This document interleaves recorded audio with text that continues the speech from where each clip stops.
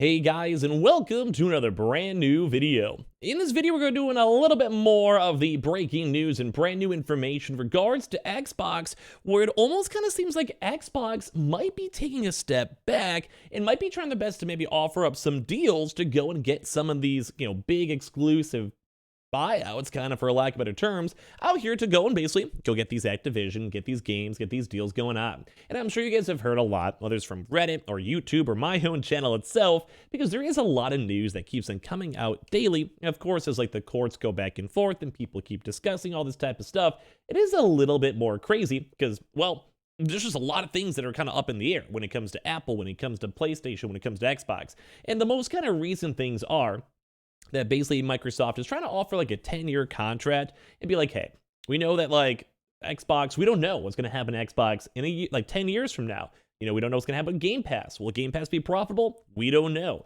Will PlayStation have a chance throughout that 10-year process to somehow make a better game, or maybe have a chance to buy out or work out a proper deal with things like, say, Battlefield, Medal of Honor, or even kind of re-establish older IPs, or even maybe do something special with Bungie and kind of make their own kind of Halo clone, I guess, for lack of better terms.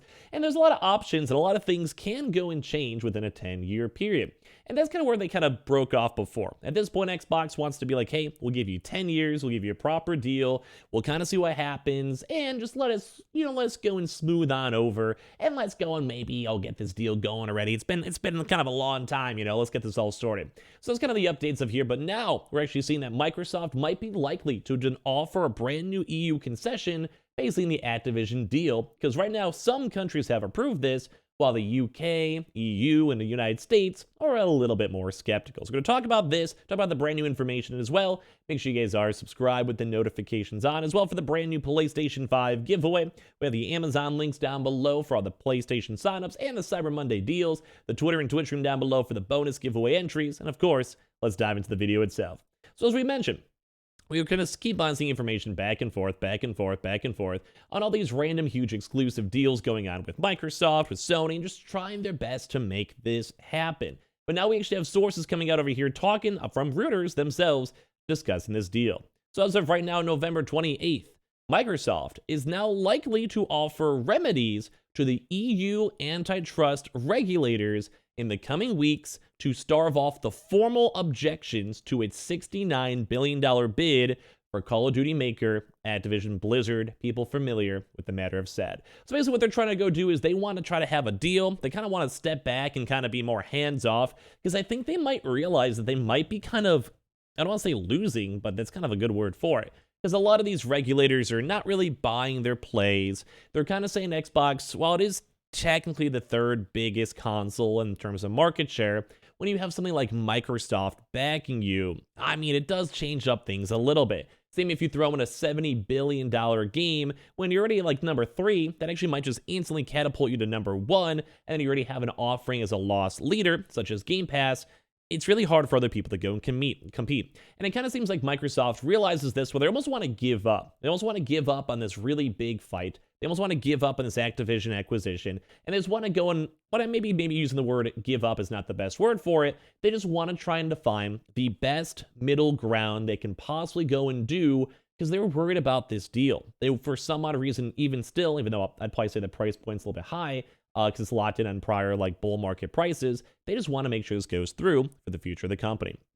So the US software giant and Xbox maker announced the deal in January to help it compete better with leaders Tencent and also Sony as well. So it has since then faced regulatory headwinds in the European Union, Britain, and in the United States, with Sony then criticizing the deal and even calling for a regulatory veto. And that's kind of where we are right now, where Xbox is trying to give like that 10-year proper contract, which still could be maybe too short. Like, you never really know at the end of the day. It could be a little bit more on the tinier side, and it could just maybe be not that good. Like, you never actually fully know at the end of the day. And I kind of like the idea of this, because it goes to show that at least they're trying to work with the system. Like, some people could be like, no, we want this, and who cares what Sony or Apple have to say.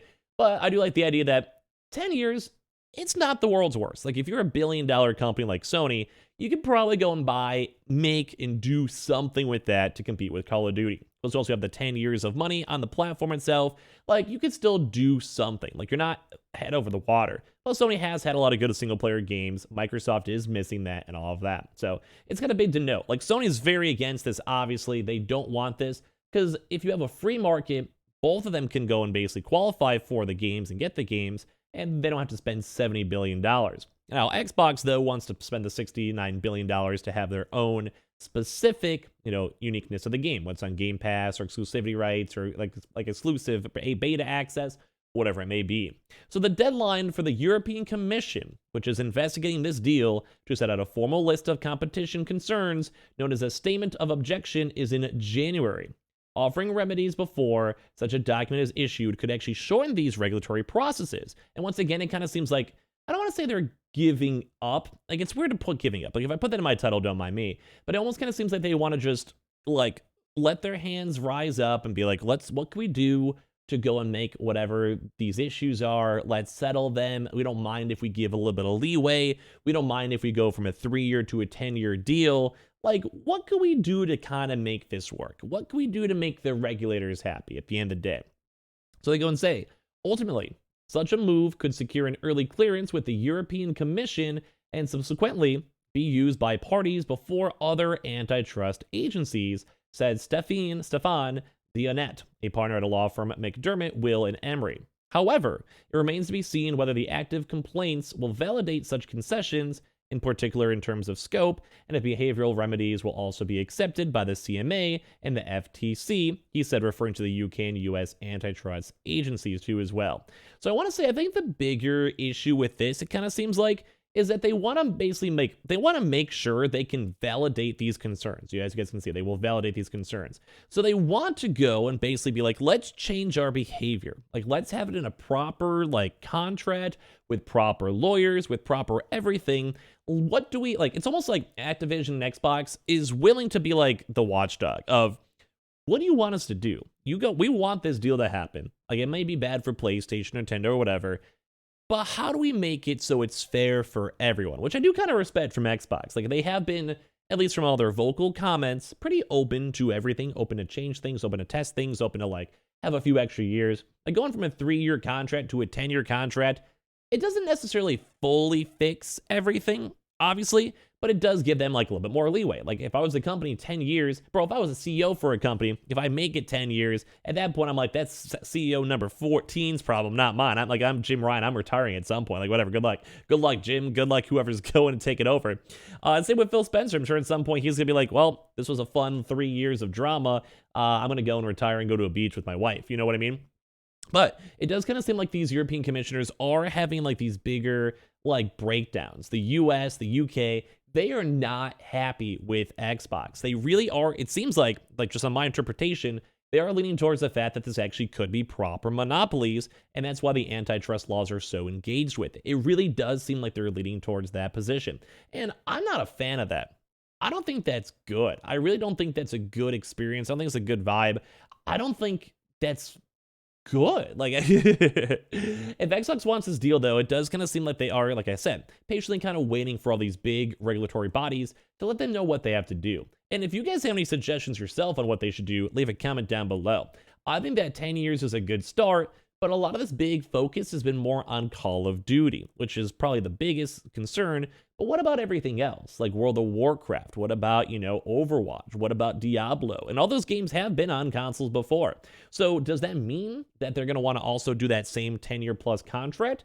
Would it be more of a basis by basis thing? What about after that 10 years is done? And what if Call of Duty somehow still is the number one game, which, there's a possibility it's such a big platform as of now, then what happens afterwards? And I think a lot of these are what these antitrust folks are curious about, and why Xbox is at pretty much such an awkward standstill, because they don't want to give out, they don't want to spend $70 billion and then basically not have any exclusive or access or anything with it.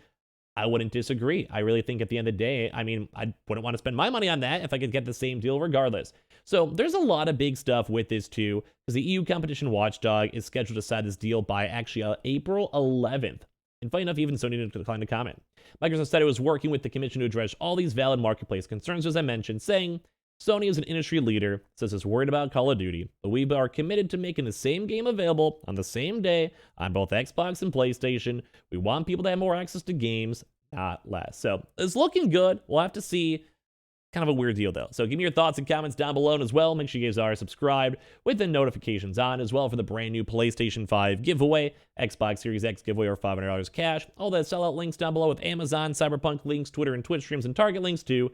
And I appreciate you guys all so much for watching here in the first place.